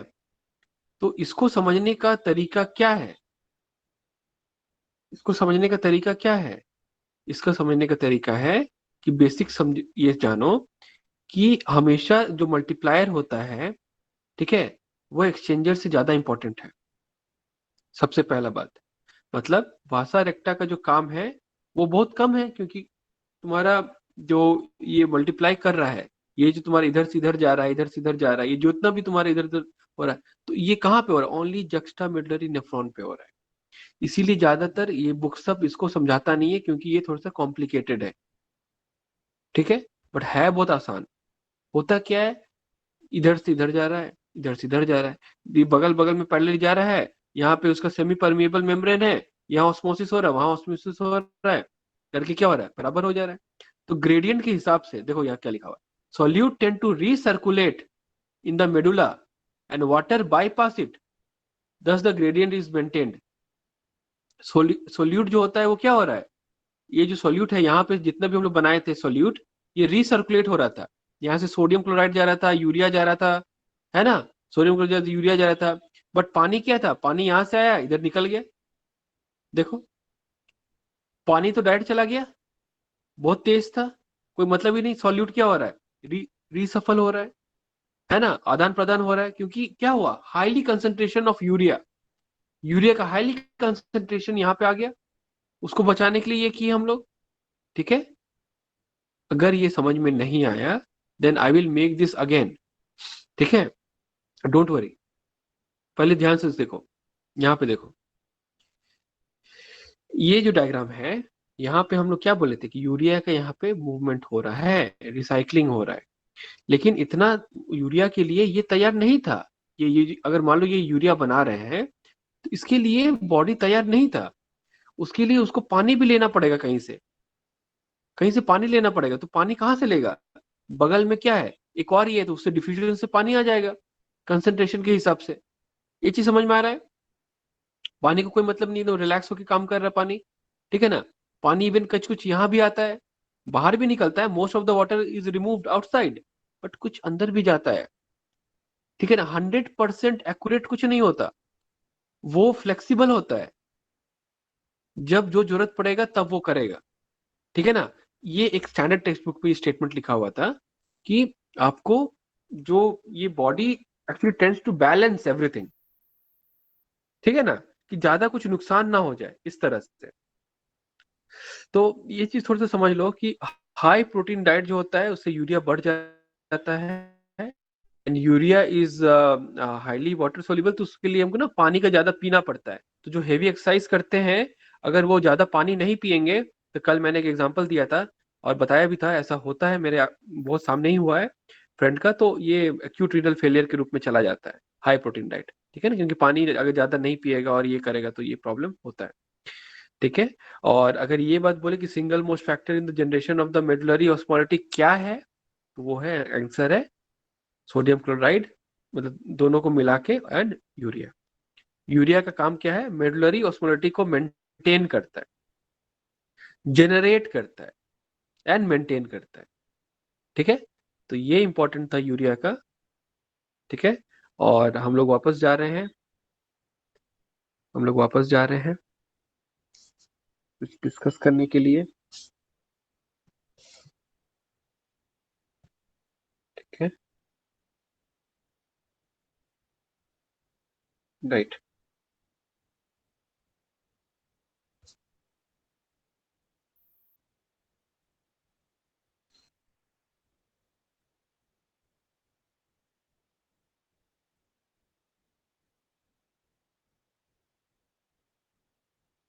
हाँ, अगर कोई सोच रहा होगा कि इतना आज लिखे हैं, हाँ भाई आज लिखे हैं, कल थोड़े से पहले कुछ लिखे थे, बाकी सब आज लिखे हैं। देखो यहाँ पे, and I am very very tired, और पूरा बॉडी एक हो रहा है, आई डोंट नो व्हाई। देखो आज ठंडा भी बढ़ा हुआ था, शायद ठंडा लग गया होगा, may be, I don't know. तो देखो, ऑस्मोटिक डायरेटिक ये तो हम लोग कंप्लीट कर दिए थे, मतलब स्टिल देयर वाज समथिंग, ऐसी एटी हमको लगा था नहीं किए थे, लेकिन हम लोग एक्चुअली कर चुके थे, ठीक है। मैं शॉर्ट में रिवाइज करवा दे रहा हूँ। करने लायक नहीं है, बहुत गंदा है, आई टू राइट इट अगेन। तो पोटेशियम स्पेयरिंग डायोटिक के बारे में हम लोग डिस्कस किए थे, जिसमें एसईएटी के बारे में डिस्कस किए थे, right. Let's change the colour, ठीक है। और इस सब के बारे में हम लोग थोड़ा सा डिस्कस किए थे। ऑस्मोटिक डायोटिक हम लोग मैनिटोल जानते हैं, इसका नाम हम लोग बहुत बार सुने हैं। ध्यान से देखना, यूरिया लिखा हुआ है, अब समझ में आया यूरिया कितना इंपॉर्टेंट है, एक दवाई के रूप में भी हम लोग यूज कर रहे हैं। ग्लिसरॉल लिखा हुआ है, ठीक है, आइसोसोर्बाइड लिखा हुआ है। तो ये ड्रग ऑफ चॉइस है तुम्हारा सेरिब्रल इडीमा में, हम लोग पढ़े थे इडीमा, इसमें सेरिब्रल इडीमा में क्या देते हैं? मैनिटोल, ठीक है ना। और इम्पोर्टेंट क्या है कि it is contraindicated in ये सब में, heart failure, renal failure and cerebral haemorrhage, ठीक है। होता क्या है, जहां ऑस्मोलारिटी दिखेगा बढ़ रहा है, ठीक है, वहीं पानी चला जाएगा, ये उसका मैकेनिज्म ऑफ एक्शन, ठीक है। वेसोप्रेसिन एडीएच अभी हम लोग पढ़े थे कुछ देर पहले, the increase in the circulating ADH helps pressure BP in a right, help BP via vascular and vasoreceptor V1A receptor, and increased water reabsorption can lead to hyponatremia in the setting of increased free H2O intake। अगर लगातार पानी P रहा है, ठीक है, तो वो hyponatraemia भी कॉज करता है, ठीक है। कौन? एडीएच। इसीलिए SIADH, syndrome of inappropriate ADH secretions, उसमें क्या होता है?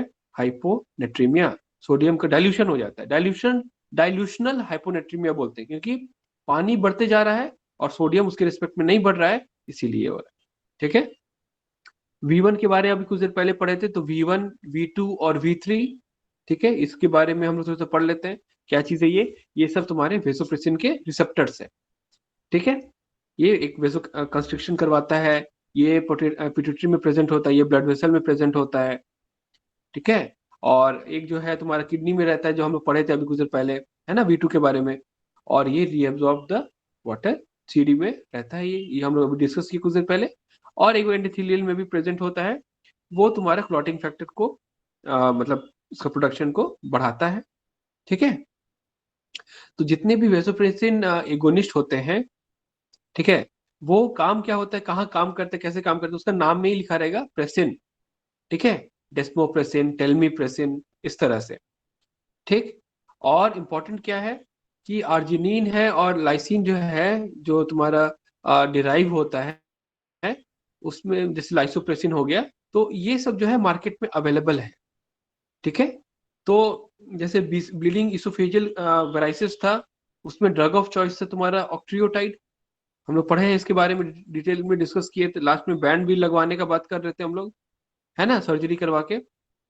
डेस्मोप्रेसिन का क्या है, इंपॉर्टेंट रोल है, उसको यूज करते हैं हीमोफीलिया ए में। एक बहुत प्यारा सा मॉलिक्यूल है ये डेस्मोप्रेसिन, उसको हम लोग हीमोफीलिया में यूज करते हैं, ब्लड बॉन्ड डिसऑर्डर, है ना, ये इसमें भी यूज करते हैं। VWF एंडोथेलियम में होता है, ये भी ब्लड डिसऑर्डर होता है, उसमें भी हम लोग यूज करते हैं। न्यूरोजेनिक डायबिटीज इंसिपिडेस, उसमें यूज करते हैं। नॉक्टर्नल एन्यूरेसिस, उसमें भी यूज करते हैं। ठीक है, तो नॉक्टर्नल एन्यूरेसिस क्या हो गया, भैया हम तो रात को सो रहे हैं, ठीक है, और सुबह उठ के देख रहे हैं पूरा भीग गया। ठीक है, बचपन छोटे छोटे बच्चे लोग को अगर ट्रेनिंग सही से नहीं होगा ना, तो उन लोग में बेड वेटिंग का प्रॉब्लम होगा। I am like I know many people जिनको ये प्रॉब्लम था। ठीक है, और धीरे धीरे करके वो ठीक भी हो गए, उनको ट्रेनिंग देना पड़ता है। तो ट्रेनिंग होता है अलार्म क्लॉक मेथड। इसमें क्या होता है, एक फिक्स टाइम पे क्या होता है, बेल बजेगा तो बच्चा जाग जाएगा और जाके वॉशरूम जाएगा, फिर आके सो जाएगा। ठीक है ना, तो ये अलार्म क्लॉक मेथड होता है। तो treatment of the nocturnal enuresis, उसमें बिहेवियर थेरेपी होती है सबसे पहले। ठीक है ना, तो उसको रात को सोने समय पानी कम पीने बोलेंगे। और और हम लोग क्या बोलेंगे, एक्चुअली ओल्ड एज में भी ये चीज हम लोग बोलते हैं, पेल्विक फ्लोर का एक्सरसाइज, स्क्वेटिंग, स्क्वेटिंग करवाते हैं हम लोग। ठीक है, लड़कियां तो सुन के खुश हो गई कि लड़की लोग बहुत स्क्वेटिंग करती है, एक्चुअली हम जानते हैं, मेरी कुछ फ्रेंड्स लोग तो बहुत करती है। तो पेल्विक फ्लोर एक्सरसाइज भी होता है उसमें। ठीक है ना, मतलब पेल्विक फ्लोर मतलब क्या होता है कि जो नीचे का जो पोर्शन है हमारा, जिसमें तुम्हारा जितने भी हमारे ओपनिंग्स होते हैं, वहां पे बहुत सारे मसल्स होते हैं, है ना, पेल्विक डायफ्राम होता है एक तरह का, वो मसल मिलके बनाता है। तो उसको स्ट्रेंथ प्रोवाइड करने से क्या होता है ना, कि हमारा ना यूरिन लीक नहीं करेगा, या उसको हम लोग कंट्रोल कर सकते हैं, ये समझो। ठीक है ना, तो उसको हम लोग ये कराते हैं, या फीमेल ओल्ड एज में फीमेल जो होती है, उन लोग को भी हम लोग पेल्विक फ्लोर एक्सरसाइज करवाते हैं, खासकर स्क्वाटिंग। ये स्क्वाटिंग एक टर्म है जो हम लोग यूज करवाते हैं ज्यादा। दूसरा, जो अगर एक्सरसाइज से काम नहीं चला तो हम दवाई देते हैं। ठीक है ना, तो उसमें डेस्मोप्रेसिन देते हैं, ऑक्सीब्यूटिनिन देते हैं, इमिप्रामिन देते हैं। ये एक ट्राइसाइक्लिक एंटी डिप्रेसेंट होते हैं, but still they are using it. But सबसे इंपॉर्टेंट तुम्हारा डेस्मोप्रेसिन। ठीक है, उसका इंट्रानेजल फॉर्म पहले आता था, वो बैन हो चुका है, प्लीज नोट इट डाउन। ठीक है, तो साइड इफेक्ट क्या हो जाएगा, हम बोले थे अभी, डायल्यूशनल हाइपोनेट्रीमिया। ठीक है ना, वो ये सब दवा से भी होता है, जान के रखना। डायबिटीज इंसिपिडस जो होता है, उसमें एडीएच को हमको हटाना है, तो हम लोग एडीएच अगर सिक्रीशन मान लो नहीं हो रहा है, तो उसको न्यूरोजेनिक बोलेंगे। ठीक है, जिसको तुम्हारा किडनी से कोई मतलब नहीं, ब्रेन से ही नहीं आ रहा है, तो उसमें क्या करेंगे, हम लोग ऐड कर देंगे तुम्हारा डेस्मोप्रेसिन, ऐड कर दिए। ठीक, लेकिन अगर किसी का किडनी में प्रॉब्लम है, तो हम लोग V2 रिसेप्टर का क्या देंगे, ब्लॉकर देंगे, तो उसमें ड्रग ऑफ चॉइस क्या हो जाएगा, थायराइड। इंपॉर्टेंट है ये। ठीक, अच्छा, और अच्छा एक और है कि अगर लिथियम इंड्यूस्ड नेफ्रोजेनिक डायबिटीज इंटीग्रेस होता है, तो उसमें एमिलोराइड देते हैं, ये जान के रखना। ठीक है, ये इंपॉर्टेंट नहीं है उतना। वेसोप्रेसिन का एंटागोनिस्ट का नाम बताइए, तो नाम स्टार्ट होता है, एंडिंग होता है तुम्हारा वेप्टैन से। ठीक है, तो V1A और V2, ये कौन सा है, कोनी वेप्टैन, टोल वेप्टैन, मॉस वेप्टैन, लिक्सी वेप्टैन, है ना, वेप्टैन्स, राइट। एक एंटीबायोटिक भी है, डीमिक्लोसाइक्लिन, डिमिक्लोसाइक्लिन, ठीक है ना, ये इंपॉर्टेंट है। और उसको यूज करते हैं हम लोग बहुत सारी बीमारी में, लेकिन इंपॉर्टेंट क्या है कि लूप डायबिटीज क्या करेगा, सब कुछ लॉस करवा देगा, ठीक है। तो एसआईडीएच का ट्रीटमेंट ये सब एक्चुअली डिटेल में हम बताएंगे जब हम एंडोक्राइन पढ़ाएंगे, इसीलिए अभी सब स्किप कर रहे हैं, हम लोग हाइपरटेंशन डिस्कस करना है एक्चुअली, और वो ही खत्म नहीं हो रहा है यार, ठीक है। तो क्योंकि बहुत कुछ बताना पड़ जा रहा है ना, तो इसीलिए वो पॉसिबल नहीं है करना, इसलिए प्री रिकॉर्डेड सेशंस जो है कुछ कुछ हम लोग जो हम खुद से रिकॉर्ड करेंगे यहाँ पे, तो वो मैं डाल दूंगा, उसको तुम लोग देख लेना, ठीक है।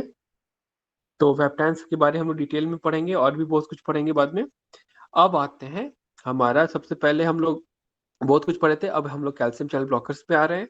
तो न्यूरॉन में टी टाइप का कैल्शियम चैनल होता है, और मसल में एल टाइप का कैल्शियम चैनल होता है, ठीक है। और कैल्शियम चैनल ब्लॉकर क्या करते हैं, एल टाइप के कैल्शियम चैनल को मसल में ब्लॉक कर देते हैं।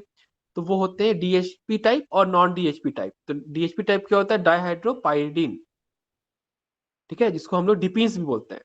तो एक होता है निफेडिपिन, निफेडिपिन जो होता है आर्टरी डायलेटर होता है ना, डायस्ट्रोल को भी क्या करता है, कम करता है, तो सडन आर्टरी डायलेटेशन करवा देता है, और रिफ्लक्स टैकीकार्डिया करवाता है, उतना डिटेल में आपको नहीं जानना है।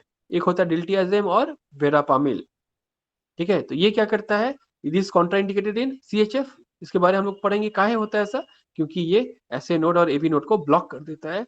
और जो पेशेंट में पहले से ही अगर परफ्यूजन उतना नहीं हो रहा है, अगर ब्रेडिकार्डिया हो जाएगा तो वो क्या हो जाएगा, मर जाएगा वो पेशेंट। इवन तुम्हारा secondary and tertiary heart block और सिक साइनस सिंड्रोम, ये सब तुम लोग को ध्यान में नहीं होगा, ये तुम्हारा वहां पे कॉन्ट्रा इंडिकेटेड है, ठीक है। तो वेरापेमिल के बारे इन डिटेल अभी अब पढ़ते हैं हम लोग। ड्रग ऑफ चॉइस क्या है, एक तरह का अरिथमिया है, जब अरिथमिया पढ़ेंगे तो इसके बारे में डिटेल में पढ़ेंगे। वेंट्रिकुलर टैकीकार्डिया को वो क्या करेगा, बचाएगा, ठीक करेगा, ठीक है ना। और even it is used in the angina, जो हम लोग डिस्कस नहीं करेंगे, हम लोग रिकॉर्डेड सेशन को सुनेंगे। तो एंजाइना और हाइपरटेंशन में भी इसका हम लोग वेरापामिल को यूज करते हैं, कैल्शियम चैनल ब्लॉकर को, ठीक है। फार्माकोकाइनेटिक्स क्या होता है, ये इस एंजाइम का इनिबिटर होता है, राइट। और इंपॉर्टेंट क्या है कि इसको अलग अलग जो एल फॉर्म जो होता है, जो एल फॉर्म होता है उसका, वो इस बीमारी में यूज करते हैं, डी फॉर्म जो होता है उसको इस बीमारी में यूज करते हैं, ठीक है ना। चलिए आगे बढ़ते हैं। साइड इफेक्ट ये सब रहने दो। डिल्टियाजिम जो होता है एंजाइना में यूज करते हैं, हाइपरटेंशन में यूज करते हैं, और सुप्रावेंट्रिकुलर टैकीकार्डिया में भी यूज करते हैं। डिपीन्स जो होता है वो ड्रग ऑफ चॉइस है तुम्हारा किसमें, हाइपरटेंशन में, ठीक है ना। बहुत सारा तुम नाम सुने होंगे, एम्लोडिपिन यूज करते हैं हम लोग। एम्लोडिपिन का साइड इफेक्ट हम बताए थे, याद करोगे तुम अगर तो, एंकल इडीमा, ठीक है, ये हम लोग डिस्कस किए थे पहले। अच्छा, वेसोस्पैस्टिक एंजाइना, एंजाइना के जब टाइप्स हम जो रिकॉर्डेड सेशन में रहेगा उसमें भी तुम देख सकते हो। और रेनॉल्ड डिजीज ये सब के बारे में भी है। पेरिफेरल वास्कुलर डिजीज तो अलग में ही एक चैप्टर ही है, इसके बारे में हम ज्यादा डिटेल में नहीं जा रहे हैं, ठीक है। निफेडिपिन जो होता है सडन आर्टरी डायलिटेशन करवाता है, जिससे एंजाइना और एमआई प्रेसिपिटेट कर जाता है। इसका एक नाम है पैराडॉक्सिकल एंजाइना, ठीक है। तो एंजाइना के टाइप्स में हम ये भी बताएंगे, ठीक है। एम्लोडिपिन जो होता है उसमें डिस्ट्रीब्यूशन बहुत ज्यादा होता है, ठीक है ना। ड्रग ऑफ चॉइस है तुम्हारा हाइपरटेंशन में, लिवर शेप होता है, रिनल सेफ होता है, इसीलिए उसको यूज करते हैं, याद रखना, ठीक है ना। लॉन्ग एक्टिंग है, ओरल ड्रग है। एम्लोडिपिन मोस्ट कॉमनली यूज होता है हाइपरटेंशन में। निकार्डिपिन जो होता है उसको भी हम लोग आईवी के रूप में यूज करते हैं, तुम पढ़े होगे अगर, आईवी ड्रग का जो इमरजेंसी होता है, हाइपरटेंसिव इमरजेंसी, उसमें यूज करते हैं। नीमोडिपिन जो होता है ना, उसको सब एराक्नोइड हेमरेज में यूज करते हैं, जिसमें तुम्हारा ये, क्योंकि सेरिब्रो सेलेक्टिव कैल्शियम ब्लॉकर है, उसको हम लोग सब एराक्नोइड हेमरेज में यूज करते हैं। और सिर्फ नाम जानना इंपॉर्टेंट है, ठीक है ना, नाम जान के रखो, ठीक है। साइड इफेक्ट जो होता है वो फॉरगेट के नाम से याद कर सकते हो, फ्लशिंग, इडीमा एंकल, है ना, रिड्यूस बीपी, जीआरडी और टोकोलाइटिक, ये तुमको स्लाइड मिल जाएगा, फॉरगेट ये हो गया।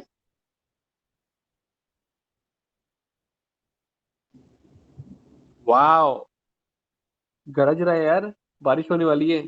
चलो, वेरी गुड, देख लो, मजा आ गया, दिल खुश हो गया। देखो यहाँ पे वेजो डायलेटर, एक अंदर से जोश आ जाता है जब भी बिजली कड़कता है ना, तो जोश आता है अंदर से। देखो, वेजो डायलेटर है ना, क्या करेगा वो, डायलेट करेगा किसको, ब्लड वेसल को।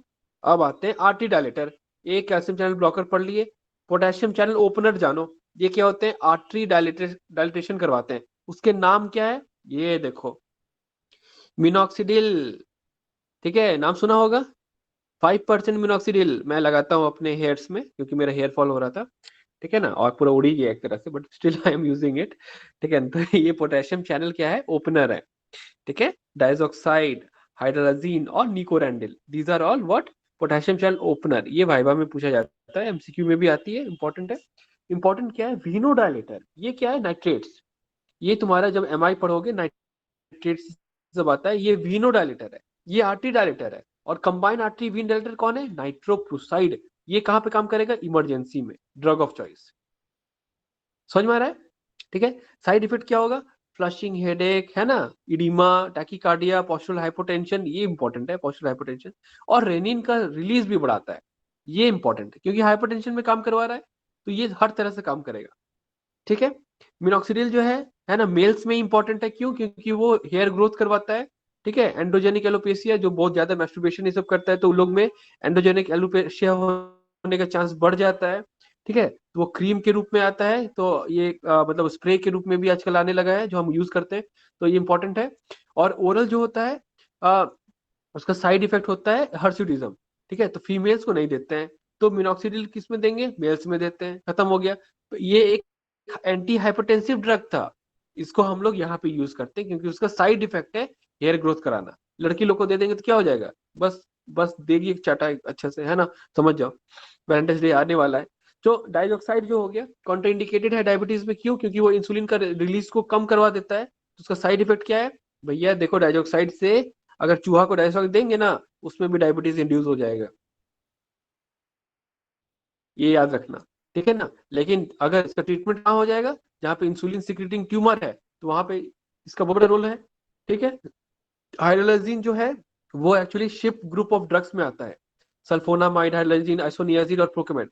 ये शिप ग्रुप ऑफ ड्रग्स जो होता है ना, ये एसएलई करवाता है, ल्यूपस, ठीक है, सिस्टमिक ल्यूपस इरिथेमेटस, ये सब करवाता है। इवन हाइड्रोजन जो होता है, हम लोग पोटेशियम चैनल ओपनर के रूप में भी देखे थे, क्योंकि वो नाइट्रिक ऑक्साइड रिलीज करवाता है, ठीक है ना। तो ड्रग इंड्यूस एसिली का 4 गो एग्जांपल बताओ कौन कौन सा है, SHIP drug, sulfonamide, hydrogen, isoniazid और प्रोकेनामाइड, ठीक है। निकोरेंडिल पोटेशियल ओपनर है, treatment of choice in angina, angina जब पढ़ेंगे तो इसको हम लोग डिस्कस करेंगे। नाइट्रिक ऑक्साइड डोनर कौन कौन सा हो गया, नाइट्रेट पढ़े थे, अभी हम लोग पढ़ेंगे, और नाइट्रोप्रोसाइड भी हम लोग पढ़ चुके हैं। ये दोनों काम कैसे करता है, ये नाइट्रिक ऑक्साइड को बढ़ाता है। नाइट्रिक ऑक्साइड काम कैसे करेगा, ग्वानाइल साइक्लेज पे काम करेगा, जो जीटीपी को कन्वर्ट करेगा साइक्लिक जीएमपी में, फिर से -2 इनऑर्गेनिक फॉस्फेट को रिलीज करवाएगा। वहां पे एमएलसी के एंजाइम को क्या करेगा, जाके इनिबिट करेगा, जो मायोसिन लाइट चेन काइनेज है, और मसल रिलैक्सेशन करवाता है, ठीक है। अब आ गया तुम्हारा PDE5 इनिबिटर, सिल्डेनाफिल आ गया, ठीक है। किसमें काम करेगा, ये था, तो उसको ये करवा देगा, राइट। समझ में आया, सिल्डेनाफिल। टाडाफिल भी आजकल यूज करते हैं बहुत अच्छा से। नाइट्रेट के साथ अगर कोई खा लिया, मतलब कोई अंकल जो है वैलेंटाइन डे में जोश में आके, वो तो खा रहे थे नाइट्रेट, और जोश में आके ये भी खा लिए सिल्डेनाफिल, है ना, भैया मत दो, उनका हैप्पी बर्थडे हो जाएगा, there will be massive hypotension, ठीक है। और पता है क्या होगा, सडन डेथ, मतलब अंकल का वो लास्ट वाला होगा, ठीक है। हैप्पी बर्थडे हो गया अंकल का, ठीक है ना, नहीं देना है, कभी भी नहीं मिलाते हैं, किसको किसको नहीं मिलाते हैं, नाइट्रेट और सिल्डेनाफिल, ये सब है ना। नाइट्रेट खाने वाले ओल्ड एज में ही होता है जनरली ये, ठीक है ना। अचानक से रात को मतलब एकदम रिलैक्स होके जब सो गए ना, ठीक है, सिल्डेनाफिल का यूज करके, तो फिर सुबह उठते ही नहीं है फिर, है ना, यही हो जाता है। तो बहुत इंपॉर्टेंट है ये चीज है, जान के रखना, ठीक है। नाइट्रेट से टॉलरेंस डेवलप करता है, नाइट्रोप्रोसाइड से नहीं करता, इसीलिए इसको इमरजेंसी में हम लोग यूज करते हैं नाइट्रोप्रोसाइड को, और भी बहुत सारा काम है, ठीक है। नाइट्रोप्रोसाइड जो है आईवी यूज करते हैं, फास्टेस्ट एंटी हाइपरटेंसिव है ये, ठीक है, ड्रग ऑफ चॉइस है ये। साइड इफेक्ट क्या है, साइनाइड टॉक्सिटी, थायोसाइनाइड टॉक्सिटी, ये सब करवाता है, क्योंकि उसमें नाइट्रोप्रोसाइड में साइनाइड का कंपोनेंट होता है, ठीक है ना। तो थायोसाइनेट ये सब बहुत इंपॉर्टेंट है, उसमें ही करता है। कवर बोतल में यूज करते हैं, काहे भाई, ब्लैक ब्लैक कलर में, क्योंकि वो लाइट पड़ने से वो टूट जाता है, डिग्रेड हो जाता है, ठीक है। तो थोड़ा सा साइनाइड टॉक्सिटी के बारे में बता देते हैं, कि cyanide is the most toxic poison, जो उसको हल्का सा भी मुंह में लगा लिया टंग में, वो सीधा मर जाता है तुरंत, ठीक है। तो ऐसा क्या होता है भाई, माइटोकॉन्ड्रिया में जाके साइटोक्रोम सी को बाइंड करता है, खत्म कर देता है। तो हाइपोक्सिया होता है, सडन हाइपोक्सिया होता है, हाइपोक्सिया होता है, एकदम सीधा मर जाएगा। साइनाइड को बचाने के लिए हम लोग क्या देते हैं, नाइट्राइट, क्या देते हैं, नाइट्राइट। नाइट्राइट क्या करता है, हीमोग्लोबिन को मिथाइल हीमोग्लोबिन में कन्वर्ट कर देता है। तो methyl haemoglobin is a चिलेटर for cyanide, और ये क्या करेगा, साइनोमिथाइल हीमोग्लोबिन बना के क्या हो जाएगा, स्टेबल हो जाएगा, पेशेंट बच गया। और क्या काम हो सकता है, हम लोग थायोसल्फेट यूज करते हैं। वो क्या करता है, थायोसाइनेट कर देगा साइनोमिथाइल को। सोडियम जो ये बनाता था ना, साइनोमिथाइल हीमोग्लोबिन, वो सोडियम थायोसाइनेट बना के उसको मतलब कन्वर्ट कर देगा, है ना। और इम्पोर्टेंट है विटामिन B12। विटामिन B12 जो होता है उसमें होता है कोबाल्ट। क्या होता है, कोबाल्ट। तो cobalt bind with the cyanide और वो कन्वर्ट करेगा साइनोकोबालामीन में, ठीक है। और उससे बनेगा सोडियम थायोसाइनेट। ये जान के रखना कि जो साइनेट किट होता है, ये 3 ड्रग जो होता है, अमाइल नाइट्रेट, है ना, आईवी, सोडियम थायोसल्फेट और विटामिन B12, ये तीनों को हम लोग यूज करते हैं साइनाइड किट में, ठीक है। एंटी हाइपरटेंसिव ड्रग्स का सेक्सुअल फंक्शन में क्या है भाई, तो इरेक्टल डिसफंक्शन कौन कौन करवाता है, तो पहला आ गया क्लोनिडिन। ये अल्फा 2 एगोनिस्ट है, बताए थे, ये एगोनिस्ट वाला जीरो है ना। बीटा ब्लॉकर भी क्या करता है, इरेक्टाइल डिसफंक्शन, ठीक है ना, समझ रहे हो। और कैल्शियम चैनल ब्लॉकर जो है वो भी करता है बट बहुत कम। डायबिटिक्स में कौन कौन करता है, थायराइड सबसे, भैया का बताए थे कल, थायराइड और स्पाइनोलैक्टोन सबसे ज्यादा इंपोर्टेंसी करवाता है, ठीक। और एस इनहिबिटर ARB बहुत माइल्ड होता है, ठीक है, तो उसमें कुछ नहीं होता है। अच्छा, प्राइजोसिन में हम बताए थे खड़ा कर देता है वो, है ना, प्रायापिज्म करवाता है, राइट। तो drug of choice in impotency क्या है, सिल्डेनाफिल, ठीक है। तो इंपॉर्टेंट है, हाइपरटेंशन प्रेगनेंसी हो गया तो उसको सेफ कौन कौन सा दवाई होगा, क्लोनिडिन, है ना, सबसे ज्यादा यूज होता है लेबेटोलोल। अल्फा मिथाइल डोपा पहले यूज करते थे बट लेबेटोलोल अभी यूज करते हैं, निफेडिपिन ये सब यूज करते हैं बट क्लोनिडिन भी यूज करते हैं। तो इसको हम लोग निमोनिक से याद करते हैं, चलनी, राइट, चलनी, ठीक। और एक सांड है, सांड, ठीक है ना, तो सांड करके तुम याद करो, इसको कैसे याद करोगे तुम जानो अब, ठीक है ना। तो SAAND, सांड, ठीक है ना, तो ऐसे करके याद कर लेना। These are unsafe. इवन तुम्हारा जो ये है ना, कैटेगरी X करके होता है, AC इनहिबिटर और ARB, इसको कभी जिंदगी में यूज मत कर देना, कभी नहीं, नेवर। कैटेगरी X है, बच्चा को दिक्कत करेगा, माँ को भी दिक्कत करेगा, ठीक है। तो इरेक्टाइल डिसफंक्शन के लिए ड्रग कौन कौन से यूज करते हैं, ठीक है। वैलेंटाइंस डे आ रहा है तो जान के रखो। इंजेक्शन दिलवाते हैं हम लोग किसका किसका, तो यहाँ पे इंजेक्शंस भी होते हैं, ठीक है ना, एल्प्रोस्टाडील होते हैं, पेपावेरिन होता है, पपाया, पपाया ज्यादा खाया करो लड़के, ठीक है ना। और फेंटोलामीन हो गया, योहिम्बिन के बारे में बताए थे, एफ्रोसीडियाक होता है ना, नैल्ट्रेक्सोन और ट्राजोडोन, ये सब भी काम करता है। ये सब फिल्स है सारे, सिल्डेनाफिल, टाडाफिल, ये सब है ना। तो ये सब क्या करते हैं हम लोग, कहाँ यूज करेंगे इसको, इरेक्टाइल डिसफंक्शन में, इंजेक्शन दिलवा देते हैं कभी, ठीक है ना। तो कीटानसेरिन भी है इवन, ठीक है ना। तो इसको निमोनिक जो है बहुत मतलब गंदा टाइप का है बट सुन लो, पापा वाई नॉट किनकी, राइट, रहने दो, बस किनकी, उल्टा पुल्टा चीज मत मत पढ़ो। तो जान के रखो, है ना, निमोनिक जो भी रहे याद हो जाना चाहिए, ठीक है। साइड इफेक्ट क्या है, ब्लू ग्रीन कलर ब्लाइंडनेस करवाता है, ठीक है। और लड़के ध्यान से देखिए, अगर लड़कियां hypo active sexual desire disorder से कर रही है, मतलब उनमें लिबिडो है ही नहीं, कोई इंटरेस्ट नहीं है कुछ करने का, वैलेंटाइन डे आ रहा है, आपके पास पेशेंट आया, सर कौन सा खाए, लड़कियों का वायग्रा का नाम क्या है, फ्लिबानसेरिन, ये FDA अप्रूव कर चुका है, ठीक है, ठीक है ना। खासकर वेंटाज डे में भी बोल दो, ये ऐसे नहीं, मतलब डेली लाइफ में भी यूज करते हैं। किसी किसी को ये प्रॉब्लम होता है, डिप्रेशन से गुजरती है या फिर क्या प्रॉब्लम है हम लोग नहीं जानते हैं, तो हम लोग साइकेट्री में हम लोग क्या करते हैं, फीमेल्स को ये फीमेल वाइग्रा के नाम से ये आया है, फ्लिबान सेरिन, ठीक है। लड़के लोग तो एकदम पूरा इसको रट लेंगे, इसको हम जानते हैं, ठीक है ना। तो ये अभी पाइपलाइन में है, ये भी आने वाला है, बट लड़के इस चीज को ध्यान से रखें, इसको लड़कियां भी जान के रखिए, ठीक है। इसको क्या बोलते हैं, फीमेल वाइग्रा, क्योंकि वाइग्रा मेल का कौन सा था, हमारा सारे फेल सब, ठीक है ना। ये मेल वाइग्रा था तो ये फीमेल वाइग्रा होगा, ओके।